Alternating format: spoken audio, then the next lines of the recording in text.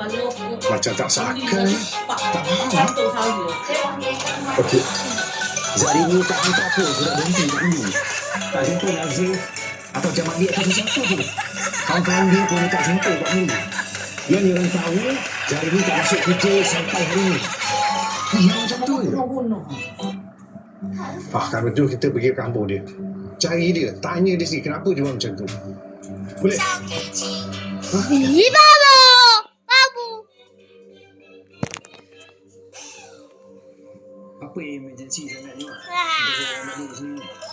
Pasal tu adik tu. Pada kenapa cakap? Macam ni lah. Cakap betul lah.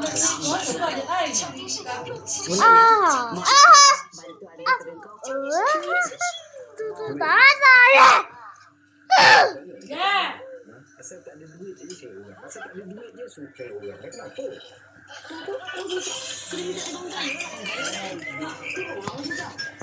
Kau kali saya cakap, yang kaya tu ya, bukan orang mak. Ya tu.